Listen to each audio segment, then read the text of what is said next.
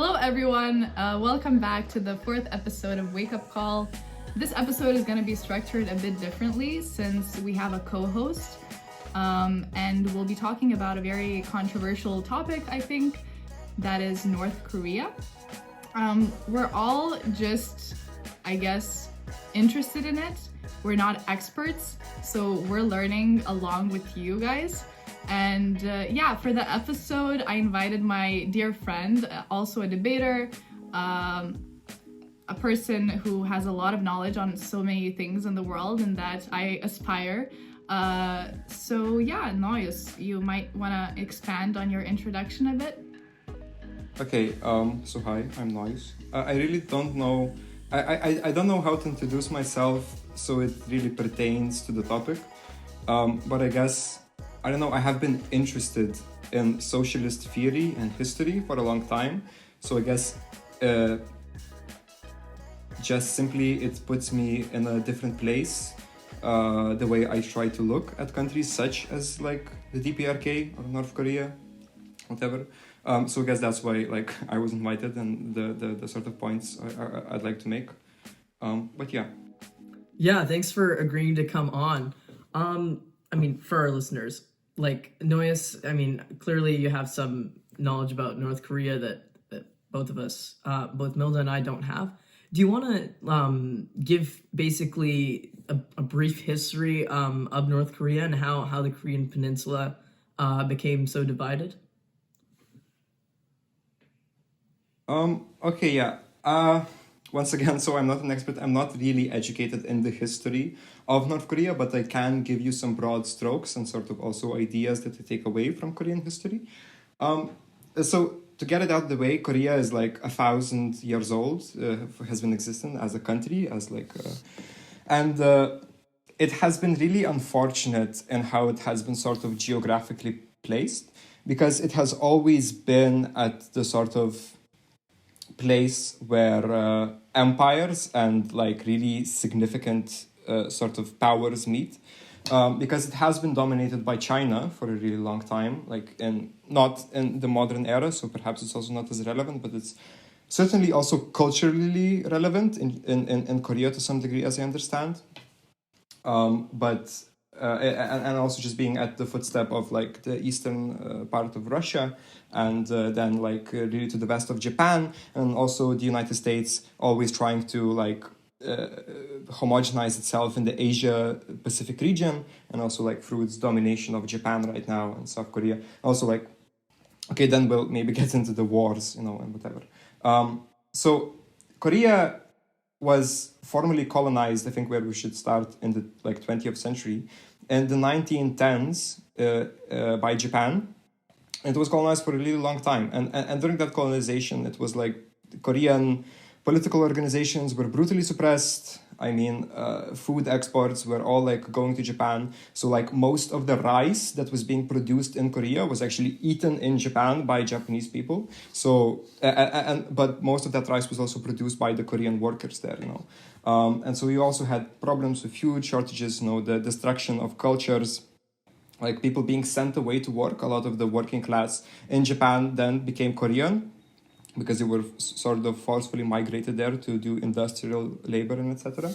So it was really sort of bled, by the Japanese. And when you talk to a lot of Korean people, they will tell you about how terrible the things that the Japanese did to them are. You talked a lot extensively about the economic damage that was caused by Japanese policy. But additionally, just a lot of the human rights abuses, the torture, the experimentation, and things like that. Japan was definitely a cruel imperial force in the Korean Peninsula at that point in time. Sorry, I just wanted to interject with that, but go ahead. You can continue what you were saying about the economic segregation and things like that. Yeah, that's fine, and that's very much true. And there have been many crimes committed in the Korean Peninsula, also by the Americans, also by the South Korean puppet state, and also unfortunately by the North Korean government as well, And it is the sort of region which is plagued by a lot of these misfortunate things. after 1945, the United States, defeated Japan, then it took over Japanese administration, and so it also like put its troops in South Korea, not in South Korea, in the southern parts of Korea, and during the provisions after the Second World War, the Soviet Union and U.S. divided them into influence zones or whatever, and so you had these sort of one country, two states established. And then I guess the thing I would like to emphasize as well is that for those people who were forming the resistance at the end of the war against the Japanese with the Soviets and with the Chinese as well, and also those who were generally forming political independence ideas in Korea at that time, the sort of thing that happens is that they also perceive and they realize that the United States is an imperial force and power, which is also setting its foot up in their country. So I think this is really where the main tension and where the friction happened on why the war really started. And then later we really saw that it was kind of proven true because the United States really made it one of their main missions to stop the communists in Korea, and they used the United Nations, which they recently had created, and forced all of these other countries' militaries in, and lots and lots of damage and destruction. The United States bombed more there. The bombs itself counted were much more there than throughout the entire period in the World War II. What they bombed on Japan and Germany. So it was quite an effort, and it did cause quite a bit of destruction. Perhaps I think it's most important what's happening now, I guess, and how the media talks about North Korea nowadays. But it's also important to kind of understand how did it become the Democratic Republic, the Democratic People's Republic of Korea? Could you talk a bit more about the relationship between the citizens of North Korea and the people in power? Because I think we hear a lot about how they have no choice and how they hate their leaders and stuff like that. Well, this is really a complicated question now, because it also puts together a historical question inside of it and the how we are to understand it now and how the media talks about it now. Because I really think these are two significantly different questions. But first of all, maybe I would like to say that the DPRK is by no means any sort of socialist utopia, or that it is a sort of a country we should all aspire to be like. I think there are many different things which make it really worrying about how the society has been constructed. But generally on the idea of communism being popular in Korea and the establishment of the DPRK, there were many different groups and fighters, which were the main political and military force at the time, especially in the north, that were fighting actively against the Japanese occupiers, especially at the point that they were losing during World War II. So already this is a sort of similar situation as we might have in Yugoslavia, in this after the Second World War, if we think about it in historical parallel ways, where basically there is no people who would run a state. There is no real political organization in the country. There is no real cohesive unit there, but it's mostly the communists who are establishing themselves there. And so after they were liberated from the Japanese, it just makes sense that it establishes itself from these fighters, from the people who supported them. And there were a lot of once again, I'm much more familiar with the history of Vietnam in this, so maybe I'm now putting myself off because then I'm attributing similarities which perhaps there aren't. But either way, I think there were lots of people who were just generally supporting the idea and that movement, which was actively fighting against the occupiers.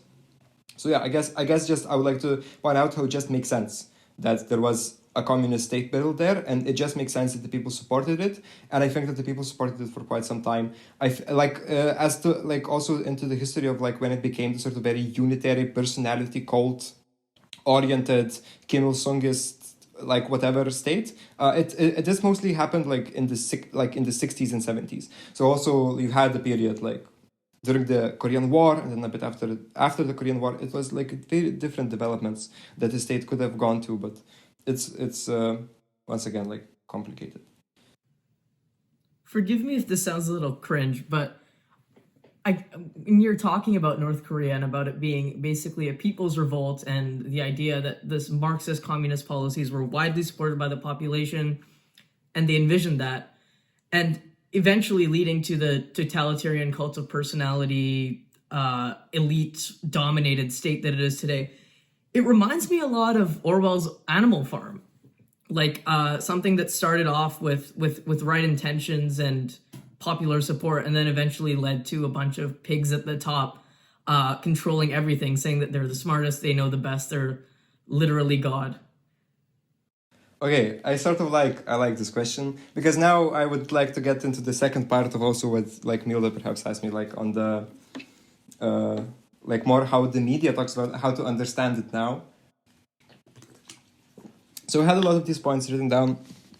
Okay, so you say it's like Animal Farm and it's totalitarian state. I don't really like the term totalitarian, and maybe this will also get at what I am trying to say at the end of the day, because it I think really abstracts. Because I think totalitarian, the term itself, it evokes a sort of emotion and an image, which really abstracts like from the actual realities, because often we use the totalitarian as a term to like define many different states, and also sometimes contradictory systems, So we define often the totalitarian systems of Hitler and Stalin, but like the Nazi Germany was a fundamentally different state from the USSR, and how it functioned, and like what was like even there and whatever.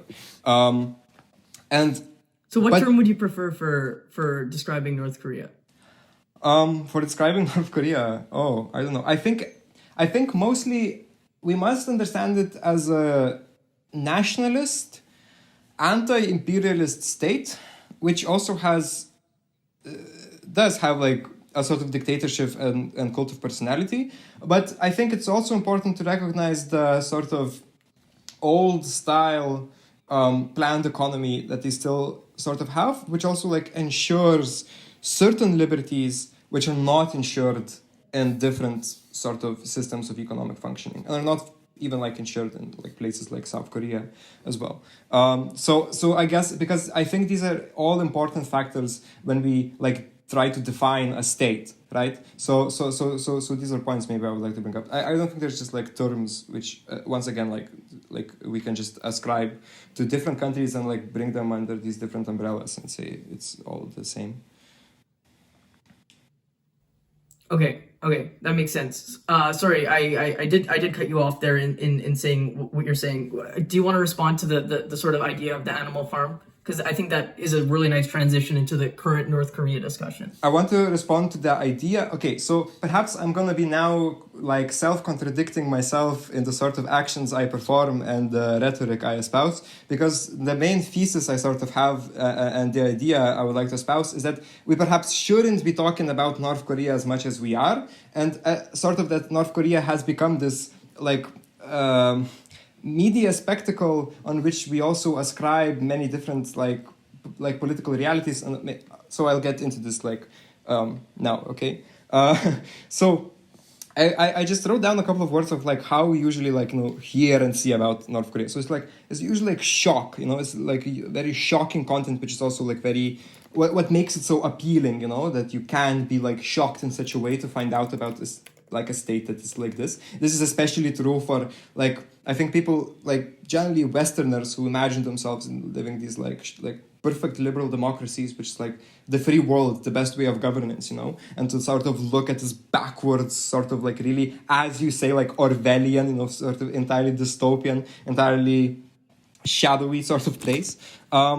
And a lot of this tends to be emphasized. And I think it also like with this it comes sort of the idea of this like Stranger Things, shadow world, which is the North Korea. I think many times like the things like which are ascribed to North Korea as being the primary violations of like human rights and like of having these like totalitarian things is usually really like projections and reflections of what is also sort of happening in our societies as well. But they're also like they allow us to think of it in a way that we are like progressed from this and we are better than this, while like hiding it in our own homes. I think I want to dig a little bit deeper. Sorry, go ahead.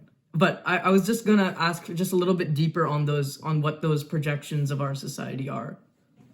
Okay. I don't know if we. Okay, wait. Maybe I want to make a few different points and then we can talk about this. Yeah, because okay. There was this like sort of I think there is this movie where this like also very interesting band from Slovenia went to North Korea to do a concert. I don't remember their name at the tip of my tongue. And like Zizek was commenting on it, and he was also like saying that it was interesting, that they showed a sort of totalitarianism of the, North Korea, which really like, shows the totalitarianism of the everyday, and the totalitarianism of like, what surrounds us, but it's but these are like more also like philosophical points. It's not easy. It's easy to recognize the differences, like how the society is structured. Like of course it is. The North Korean state is sort of different. But also I'd like to talk about, which I think is sort of important to engage on. And I think this would be accurate for the like Instagram audience as well, that North Korea also has become this meme, as well. I think this is really important that we sort of actively make fun of it. It's like just like the Seth Rogen made like a comedy film, like the interview where they just go and kill the North Korean leader, which like really when you think about it, like where does this like come from? Like how come we have comedy movies produced in the United States like actively showing killing off other states like sovereign, legitimate, internationally recognized leaders or whatever, and why is it North Korea which is getting this treatment?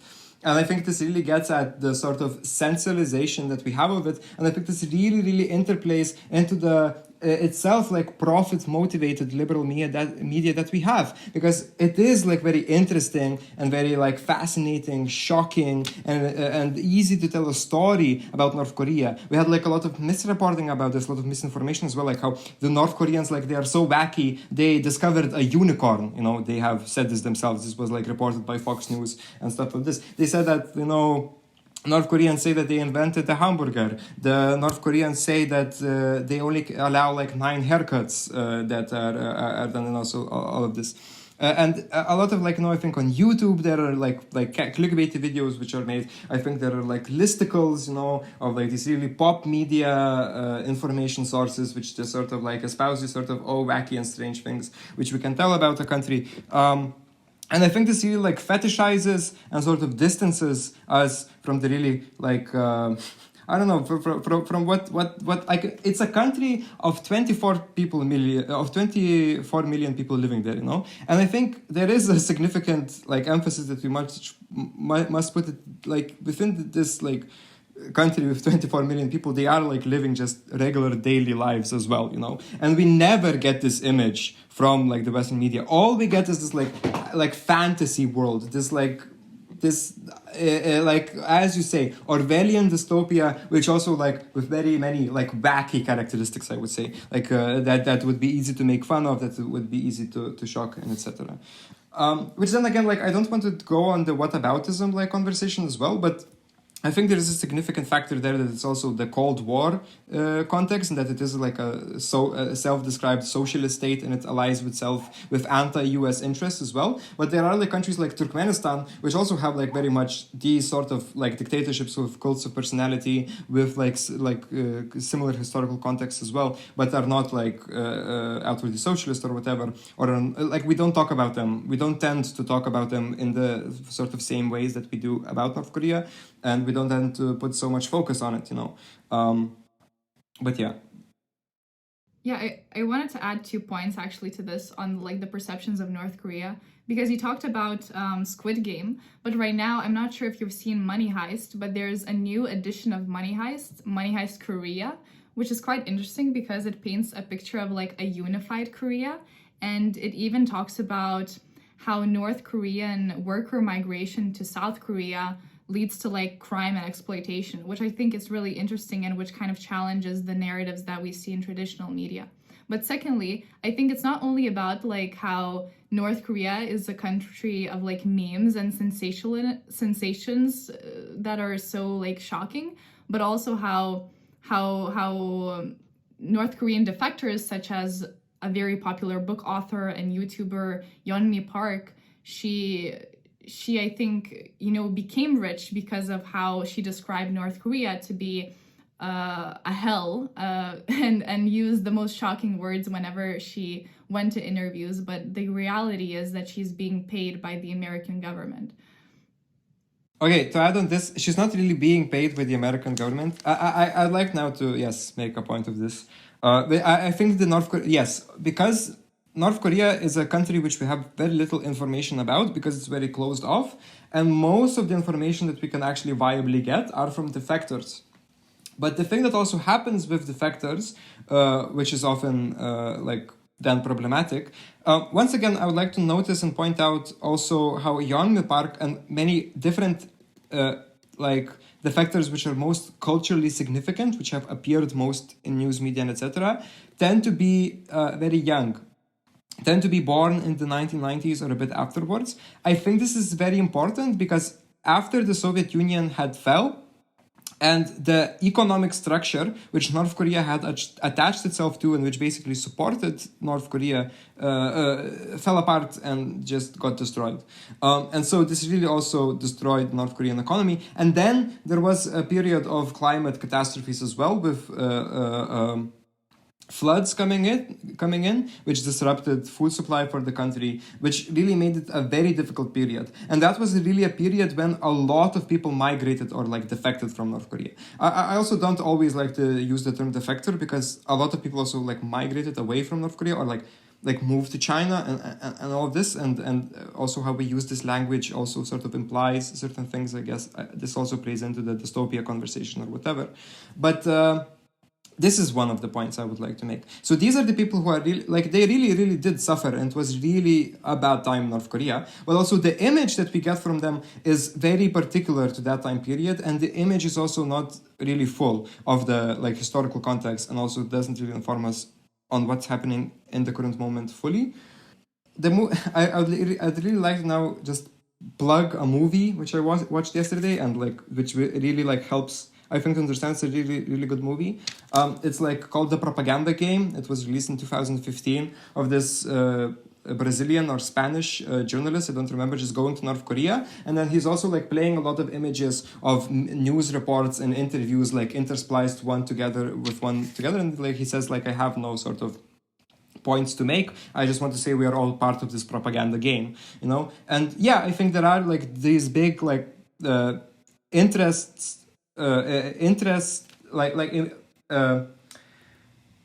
groups of people who have certain interests who want, you know, the sort of narratives about North Korea that we have right now. And I do believe it sort of influences some of the discourse about the defectors and many of them who talk and whatever. And there are also like a plethora of them, and there have been like also like many different things that have been said by them, sometimes contradictory and whatever.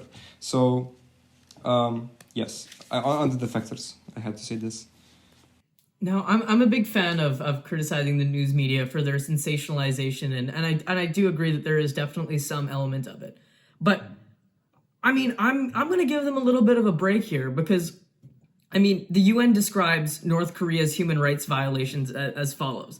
The gravity, scale, and nature of these violations reveal a state that does not have any parallel in the contemporary world, effectively calling them the worst violator of human rights that exists right now. Human Rights Watch calls them quote unquote some of the world's most brutalized people. And Amnesty International estimates that there's around 200,000 political prisoners held in prison camps all around the country. Again, you look at their crackdowns on religious freedoms. At one point, North Korea had 400 Buddhist temples and monasteries, and now they have 60. And those 60 are basically sort of run by quasi-monks that are appointed by the state. And defectors have sort of said that, you know, there's no worship that occurs at these temples. They sort of just keep them around as tourist attractions to show tourists that, oh, look, we actually do celebrate religious freedom. 1,600 monks were killed in the 1950s under their crackdown on religious persecution. You talk a lot about external forces such as climate and other, bad actors that were sort of controlling North Korea, but no one made them do this. This was their own fault. And I don't think that we can separate the North Korean economy, I mean, as problematic as I think that is, it's a different discussion, from the fact that they're basically doing this on themselves. Like, North Korean citizens, they don't get to freely travel around the country. They barely get to travel abroad. Only the ruling political elite do. Only the political elite can own and lease vehicles. And again, of course, all of this is given by defectors. This is how you get most of this testimony. But I mean, if North Korea was actually, not committing these human rights violations, why wouldn't they allow UN human rights inspectors into their country? I especially would like to talk about the religious persecution, because in the 1950s, when they had this big crackdown on religion, because for a government like the Kim dynasty, you can't have religion around at the same time as having this cult of personality. All non-foreign Catholic priests were executed. Basically, all Korean Catholic priests were executed, and all Protestant leaders who did not renounce their faith were basically purged as American spies. And the reason I'm listing off all these plethora of human rights violations is because I don't think that your point about sensationalism holds much water in the face of these human rights violations. Of course, we give a lot of stupid attention to North Koreans can only have this haircut. North Koreans can, only watch these movies. That's not as important as the active persecution and subjugation of their people. And I think that is what people need to focus more on. The fact that an estimated 60%, we don't actually know, 60% of North Koreans live in abject poverty is not exactly a crying endorsement of their economic model. And my point is this. Yes, we talk a little bit more about this weird, wacky country in the Korean Peninsula than we ought to. But at the same time, I don't think that detracts from the fact that they are objectively one of the worst historical regimes in terms of civil liberties, in terms of human rights that has ever existed. Yeah, I mean, you put a lot out there now, and I think it's a good point that you're trying to make, but I guess I'll make some of the some following critiques. I don't think the sort of offenses and crimes that have been committed in North Korea are really unique to that state and that society. I believe it is a sort of criminal state, of course, but most states tend to be. I think I once again I would really like to recommend the film The Propaganda Game. I think it really shows the way we also use our language to talk about how we can use different language to talk about the states in the given context, which then paint a completely different image. As to the exact information that you also provide, I think as I've already said, it really is a closed off country, and we really tend to know very little about it. And I do think that reports also tend to be exaggerated, and they have been known to be exaggerated by these groups also, Human Rights Watch and Amnesty International and whatever. But I mean, it doesn't take away from the fact that, of course, I think certainly severe restrictions on the civil liberties exist in North Korea. As to does it take away from the this is not also I also wanted to try to implicitly sort of make this point throughout the way I've been talking. I don't think it really takes away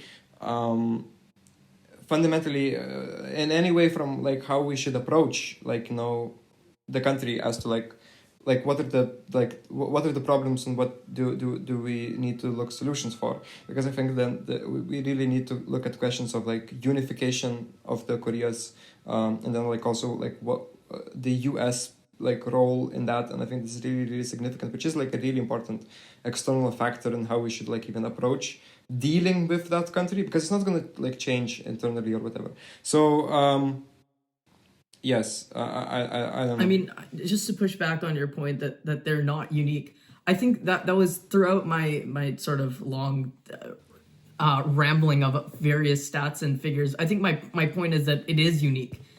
I mean, the fact is, it is the least democratic country on earth, according to The Economist, which I guess is a source that you might take But- issue with. No, I don't take issue exactly with the source. I would take issue with like, but how would you define this democracy? Like, how do they ask the questions? How does it go? I think these are metrics which are not very useful, and I think these are metrics which are also like sort of abstractions. Okay, well, so I mean, what I would say that the least democratic country in the world would mean that the citizens have the least say in how their government runs, and it works the other way around. And I mean, I know there's other countries that are like that, and I fully agree that North Korea is not the only country in the world that commits human rights violations, but they're the only one that commits them to the extent that they do, and they're the only ones that have taken this authoritarianism as far as they do. This is sort of the most extreme example of sorry to use a term that has been contested as bad, but like of a totalitarian government that basically has control like on every aspect of the movement. For example, like I have a friend that visited North Korea, and he's going to be doing little segments. Like, he's traveling right now, so he's had a tough time recording this, but he's going to do a little segment later on in the podcast. But he basically told me about how, like, look, when you go to North Korea, they tell you what you can take photos of, they tell you which direction you can look at, they tell you which streets you can go on, which streets you can't go on, and you have to be in the presence of a tour guide at all times. Like, which other country in the world is like this? I visited China, which is another example of a extremely authoritarian country, and it's not like that at all. I mean, sure, I understand all of these points, but still, I don't know. I think there might be just fundamental disagreements here, and I really don't have like, I think, the capacity right now to take you on this, because I'm not like so statistically and empirically like involved in like trying to understand North Korea. I would still would like to make the point that even like, okay, it's not unique, but it's also like unique, as you say. Perhaps it's the worst one out there. I don't know, perhaps it may be true. I think as to the destruction and violations and the violence which is being mostly executed is still obviously by imperialist states, like the direct violence of Russia and Ukraine, the direct violence of the United States still in many parts of the world. When it comes to violence being perpetrated by states and sort of their incentive structures and whatever. And then I would like to make the point that, okay, perhaps it may be the worst one, but still the way we talk and the way we put this focus on it is very, very harmful, not only to understanding it, but to pushing the ideas that we must sort of destroy it, invade it, and whatever. Yeah, so I think, we might disagree on how bad it is, or we do agree that it's bad to an extent, but then I think since we still have limited time, it's quite important to focus on the fact that it is bad in there for the people living in there, and it can be better. And Nojus, you mentioned two things. You mentioned the unification of the Koreas and the imperialism of the United States. Could you want to expand a little bit on how both of these things could go around, and how could they exactly help North Korea? Okay, so maybe now I'll quickly go through then the sort of economic aspect and the economic history of North Korea to try to understand it. So, after the Korean War and after it was solidified that there's going to be these two states, South and North Korea, South Korea was like a puppet. First of all, it was a puppet government of the United States very directly, and got large amounts of Western investment. North Korea tried to build its economy in a sort of planned economy sort of fashion, and they had a lot of trade with the Soviet Union and then with China. But then there were also difficulties because of the Sino-Soviet split, and they were like more sort of in line with the Soviet Union, I guess, economically and whatever. But what is really, really important is that after the 1990s, and throughout this whole period, you know, ever since the DPRK has been established, of course, it has been like sanctioned by the United States. So it means that it cannot trade on a global level with any like US allies, right? So which is like basically the rest of the world, you know, especially like during the like Cold War period. Of course, there were in the non-aligned countries as well, but it had a structure which completely based itself economically on the Soviet Union, and it had no international trade. After the Soviet Union collapsed, of course, there was, as I already said, huge economic crisis in North Korea. But it really, really gets like what gets going. Also, the sort of a lot of the economic deficiencies that North Korea has is because it is like single-handedly the most economically sanctioned state in the entire world. It has the largest blockade around it. It is the most difficult state to trade with. It is the most difficult state which can like have active transactions and whatever. And I think this really also puts it in context as to why it is so underdeveloped in the current moment. Of course, I would agree that there are significant internal deficiencies within, because I think what has also happened, and I think what is interesting, is to put it on a broader post-USSR socialist world context, because when the USSR failed, it was not like the only socialist state in the world, and it also like there was China, there was Vietnam, there was Cuba, there were some African experiments during the time, more allied states as well, Laos then, and also Korea. And what I think is really interesting is that, like, okay, so China went one way where they liberalized the economy, Dengism, etc. Vietnam went like pretty much the same way.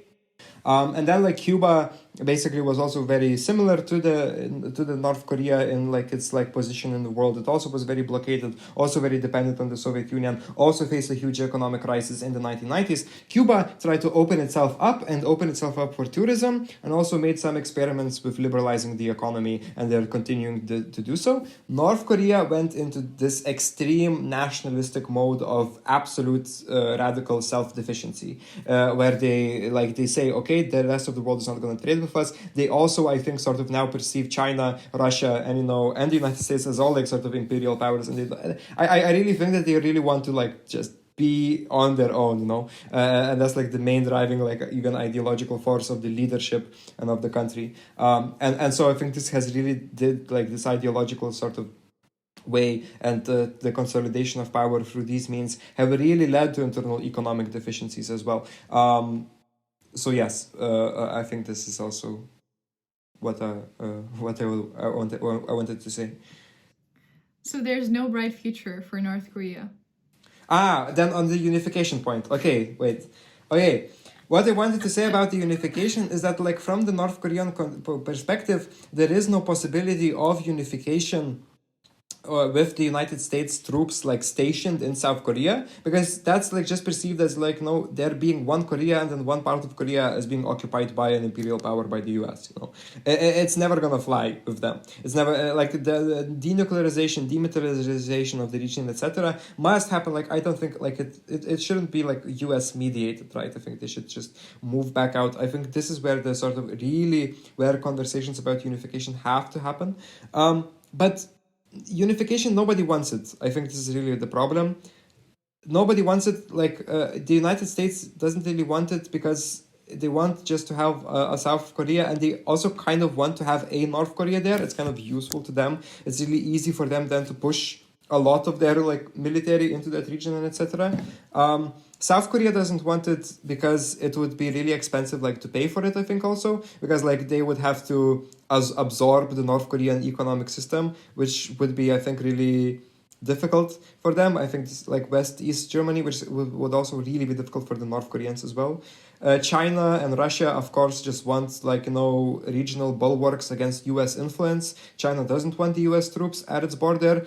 Russia doesn't want US troops at its border. So if like a unified Korea happens under South Korean terms, under Western terms. Like China and Russia are really not like happy with it. I think like maybe possibly the North Koreans are the really ones who want unification, but they also have this sort of like distorted vision of how unification is gonna come about of the like glorious liberation and freeing of the South Korea, which I don't think now is really possible. But yeah.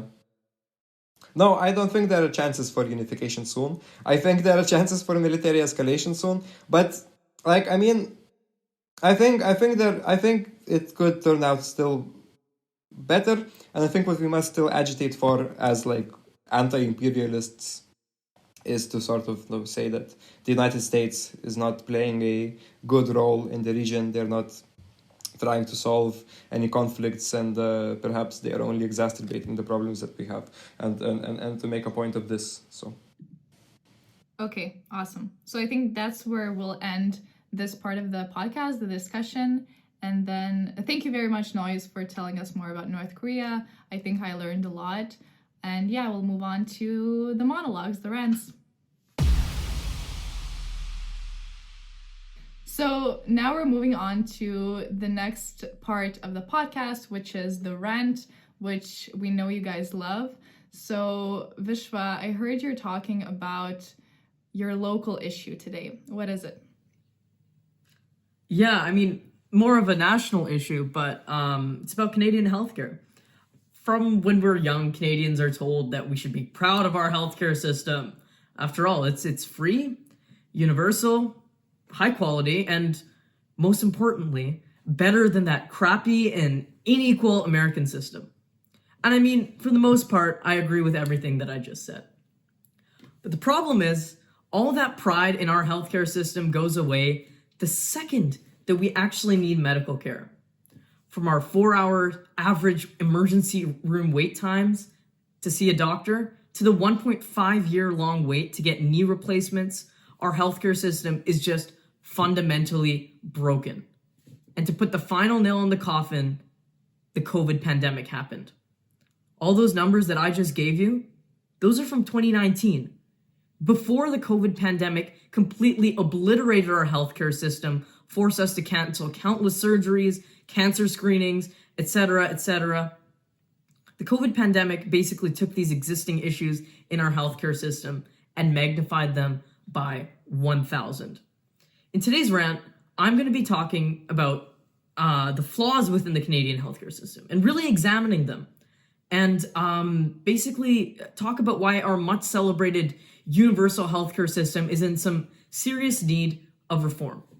And I'm going to present to you what I find to be some useful solutions, though completely incomplete, and introduce you to these basically pseudo idea of some sort of false morality that's blocking a lot of these reforms from being completed and from a lot of people's lives from getting better. So let's talk about the flaws within our healthcare system. I already talked a lot about, knee surgery wait times, cancer screening wait times. I was actually just talking to my mom when I was researching this. My mom is a doctor and has been working in Canada for around 18 years within our healthcare system. So she knows this system intimately. She basically told me something that completely shocked me. It takes 2 months between when you go into your family doctor and suspect a cancer. There's a lump that, you think is cancer. And having that being screened and having that being biopsied. And it takes 2 months from that to actually seeing a specialist. And this could literally be a matter of life and death. What my mom was telling me is, look, while it's unlikely that this cancer that could be surgically removed would develop into some sort of metastatic cancer over 2 months, the patient's actual sickness and condition could deteriorate rapidly, and they'd be unable to respond to things like chemotherapy, unable to withstand those treatments. They'd get so much sicker. I also talked about the knee replacements. Like, it takes up to 1.5 years. The average wait time is around 6 months. And remember, a knee replacement is not something that's like an emergency care. It's not like, obviously, when you have your hospitals overflowing as a result of COVID, you're not gonna make time for like a knee replacement. But it is something that's a significant impact on your quality of life. If you don't have your knee replaced, you can't walk. And if you're an older person that can't walk, like that, leads to a whole bunch of other healthcare difficulties. And again, I'm in talking to my mother, she basically told me something that I think most Canadians did not realize. Even before the COVID pandemic, during flu seasons, our emergency rooms and our hospitals were operating at 110% capacity. We were filled to the brim even at those points in time. And when COVID came along, of course, a much more dangerous, much more virulent, and much more faster spreading disease than the flu, our hospitals simply couldn't take it. And there was just, massive overwhelming of our healthcare system. And of course, this isn't unique to Canada. All the world's healthcare systems were strained as a result of this. But this is something that I'm bringing up and saying that, look, there may be some virtue in not running your system at capacity. And this brings forward the fundamental problem with a completely universal healthcare system in which there is zero room for a private sector at all. Because it's the government spending a taxpayer's money, they're forced to run that system on the most tight budget constraints as possible. Because if you want to actually run that system properly, you're going to have to raise people's taxes, and people are not going to be happy with that. This is a politically unpopular move. And the reality is, yeah, a welfare state is a politically popular move, but you know what's also a politically popular move? Cutting taxes. And those two things simply cannot function at the same time. So in order for our healthcare system to operate at a capacity that's not basically stretching it to the absolute brim every time there's any sort of minor surge, you would have to increase taxes, which is something that Canadian politicians are just not going to do. So there is this fundamental clash within the universal healthcare system. How do we address that? And my solution to this is some degree of extended private sector involvement. This looks like the expansion of walk-in clinics. Allow doctors to just simply, set up their clinics to run minor surgeries, like knee replacements, for example. Allow companies to set up, labs and screenings and things like that, and not do that on like a contract basis. Just allow open competition for those things so that people can get access wherever they want, whenever they want, for a reasonable price. Screenings, tests, MRIs, CT scans, etc., things like that. There's no reason that we need to be conducting those within the hospital system like we're currently doing. The wait list to get an MRI is something ridiculous too. It takes months. Look, if you have the money for it, why don't we just allow people to go there? And this means that we don't have massive wait lists for these things, which means that people that can't afford to get a private MRI the next day or the next week or whatever, they just move up the wait list because, someone else is willing to pay for it. And look, this already happens anyway. Basically, uber wealthy Canadians already go to the United States to get their CT scans, MRIs, knee surgeries, etc. But that's only the super, super wealthy Canadians that can afford to pay like $10,000, $15,000 to do that. If we just do that locally, look, we could be just fine. Of course, you can't ban someone from traveling abroad to do it, but you can open up that competition and open up that access to Canadians to get that treatment at home. Pretty much every other country in the world that has a public healthcare system also has some form of private sector involvement. Canada is somewhat unique in sense of developed countries without a private healthcare system. I think that this lack of reducing the burden for elective procedures within the public system allows the government also to invest that money that they put into these elective procedures into the more critical things, such as emergency care, such as hospital care, such as ventilators, et cetera, et cetera. So who are the people getting in the way of this? Basically, it is so ingrained within this Canadian psyche to take pride in our healthcare system, unquestioningly, especially in comparison to the US healthcare system, that basically any suggestion that our system isn't the world's best or the perfect system is treated as complete taboo by politicians. My suggestion that we should expand private clinics to conduct scans, screenings, and elective surgeries, that's the Americanization of Canada. Greedy American capitalism coming to Canada. Two-tiered care coming to Canada. Basically, American is used as this sort of pejorative term for things that Canadians don't like about American capitalism. But basically pretty much every other developed nation, including the vaunted social democracies of Scandinavia that Canada looks up to, have both public and some private sector involvement in healthcare. But Canadians seem to think that some private involvement in healthcare is uniquely American. I think that people are way too caught up in the phony morality of this to actually see through the issue. Equality means nothing if everything is equally terrible. I would rather have some degree of inequality where a rich person can wait 3 weeks for their knee surgery, a middle-class person can wait 6 weeks for their knee surgery, and a poor person waits 9 weeks, than have all of them wait 12 weeks because our healthcare system is so overburdened. In the end, all of their outcomes improve, and I think that is something that is for the good. Moral of the story is this. I like public healthcare. I think it is something that Canada has done right.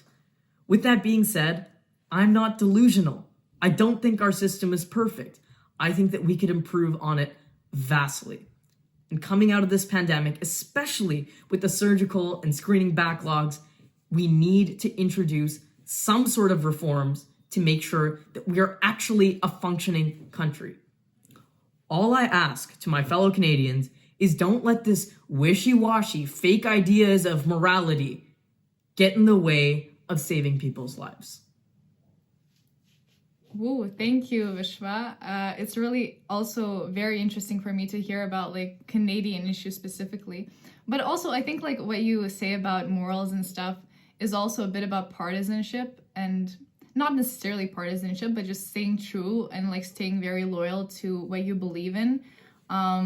Because I feel like if people really advocate for public healthcare, you know, they might not walk past the standard of like introducing privatized healthcare because they just care so much about having it public. And like, I don't have enough knowledge about this, and I don't know the nuances to talk about this. But since there's still like a clear money reallocation that's happening, I just wonder why not prioritize for Canada to just improve the public healthcare system as much as possible, because I do believe that we can make it more efficient rather than, you know, mix them up and have private healthcare too. I mean, the answer to that is simply pragmatic. I don't think that Canadians, especially at a time of economic uncertainty like right now, are willing to have their income taxes raised to invest in the public system.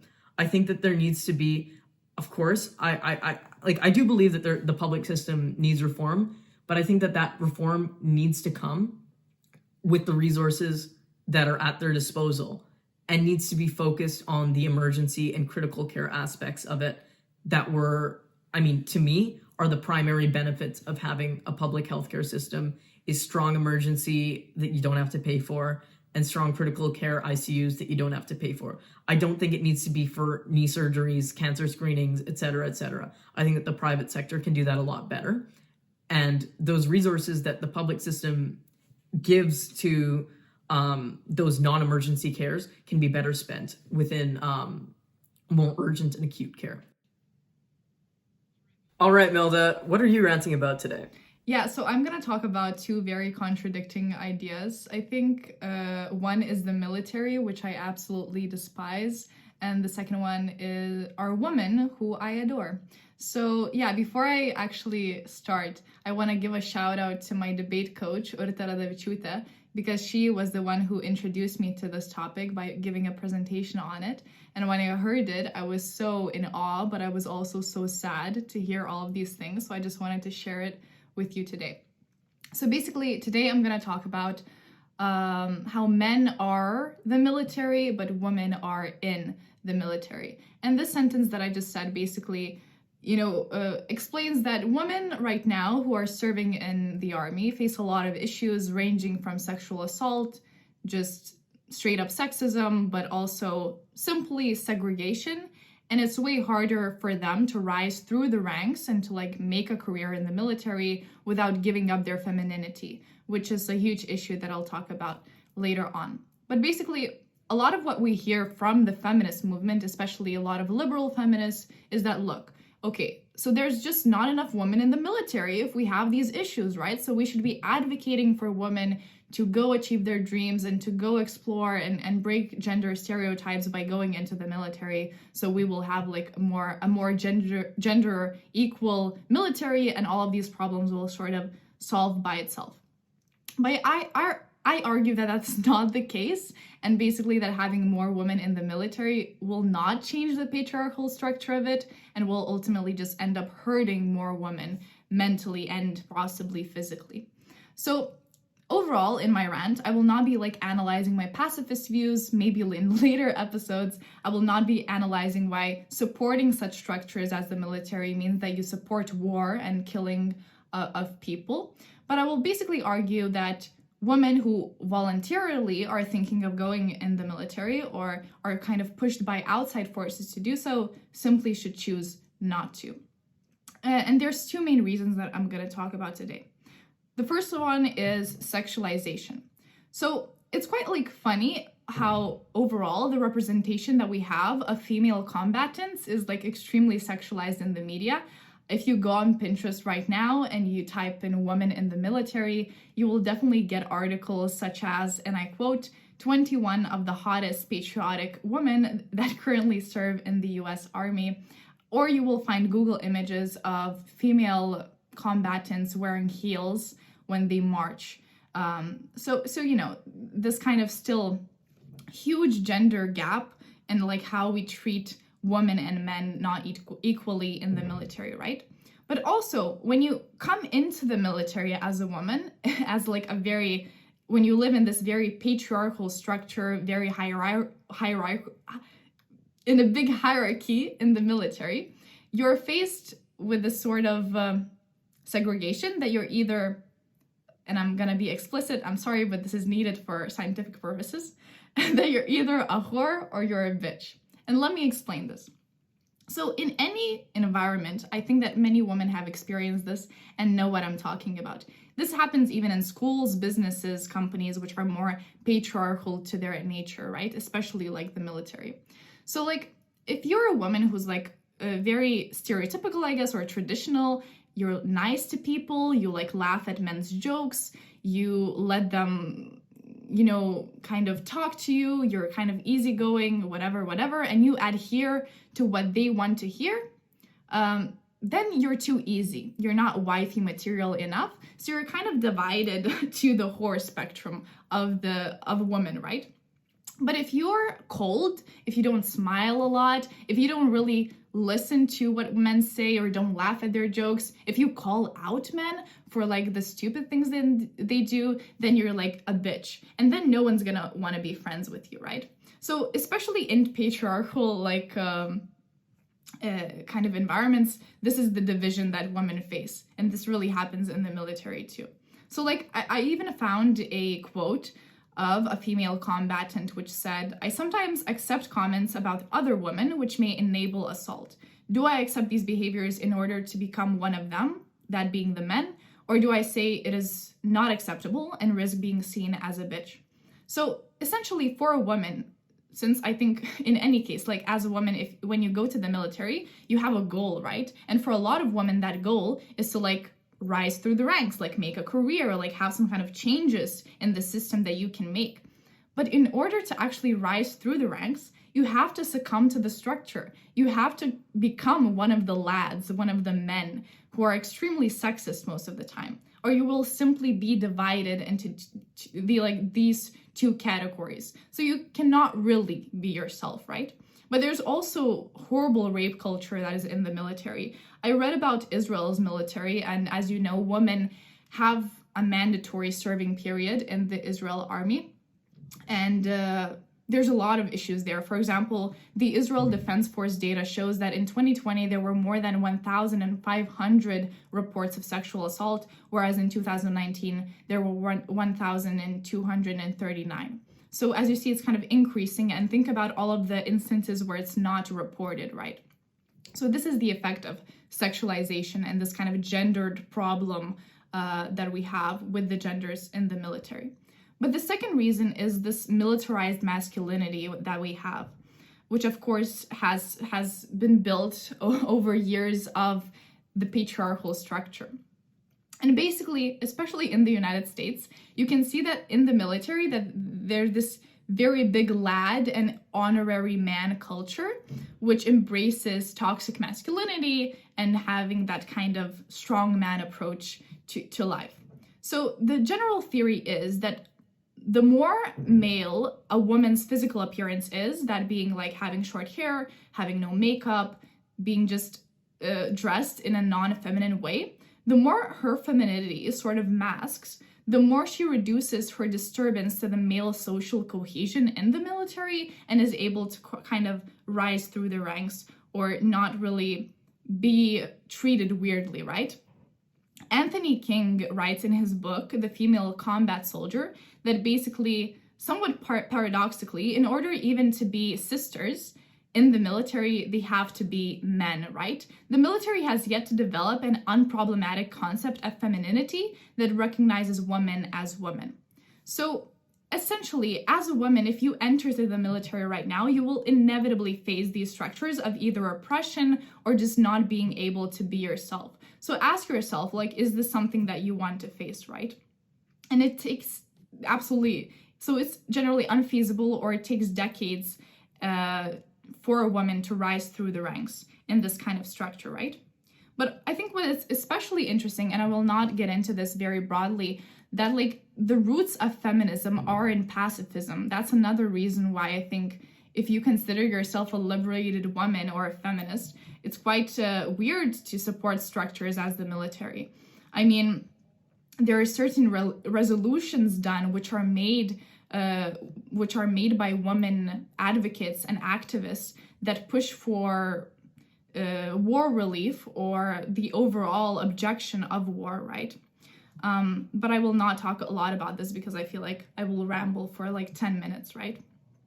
So, but what's kind of sad is that all of these efforts for feminists to talk about the objection of war or to talk about how women entering the military is bad, all of these kind of things have been co-opted by the international system and like largely depoliticized. Because now what I hear a lot of men especially, and what a lot of politicians say is that, look, women have a seat at the table, right? So they're represented already. We don't have issues anymore. And that is simply false. There is such a more nuanced and complex way in how women are not represented or like face oppression in these structures, and it is simply not enough to have a seat at a table or to have an opinion. We have to actually be solving issues way more deeply, right? A possible like I talked a lot of negative things. So now I want to talk about a positive example of women in the military, and I can give an example of Kurdistan or Rojava. So basically, as you know, the People's Councils began to like be set up in areas with sizable Kurdish communities in 2005, and basically right now the Kurdish freedom movement is happening. And what they did is they introduced this concept of democratic confederalism, which is essentially like self-governing communities and like a bottom-up approach of democracy.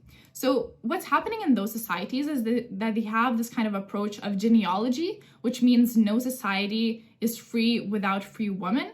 So they kind of, so unlike socialism, basically, women's liberation is like the primary goal of them and not the byproduct of the aim for political autonomy. So all of the women fighting for Kurdistan's military are actually proving how, you know, it can be a positive example because the aim of women's liberation is primary and not like a byproduct of other things. So yeah, I think this is basically the moral of the story. And I hope you learned some information from that.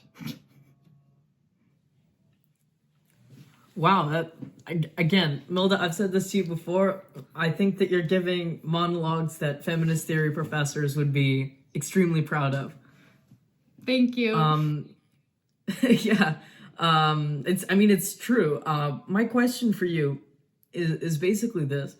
From your talk, I understand that there's systemic issues with how the military is structured and women basically inherently being set back within those structures. My question for you is this: basically, your solution to that, would that be, basically discouraging women from joining the military? Because if you think about it, that may have an adverse effect on the women that are already there. I feel like no matter which way you go about it, there's going to be some problems. If there's less women in the military, that means the women that are there are faced with basically these same issues, but completely magnified.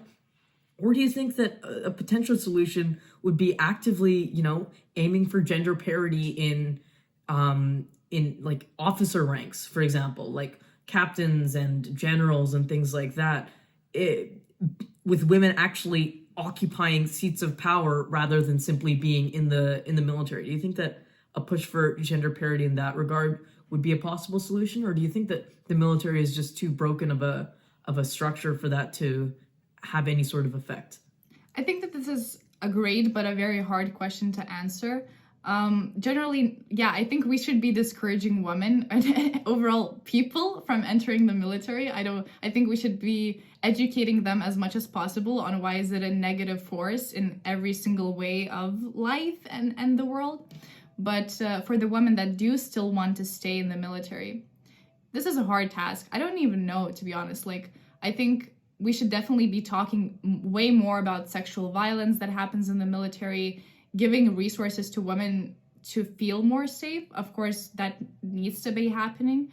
But yeah, I think we should be focusing on a whole different narrative.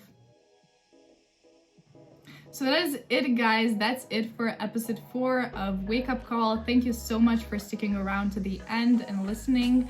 I hope you learned something new about North Korea, about Canada, and about women in the military. If you have any ideas for future episodes or for this one, please comment them below. Yeah, and thank you so much for Nojus for joining us, giving basically a non-mainstream perspective about North Korea that we don't get to hear a lot. And I think that was extremely valuable, both for myself personally, and I think it will be valuable I hope it was valuable for you as the audience to take that away. As always, we encourage you, please subscribe to our podcast, our YouTube channel, and follow us on Instagram for some exclusive content and things like that. And yeah, I hope you enjoyed the show, and we'll see you again in 2 weeks.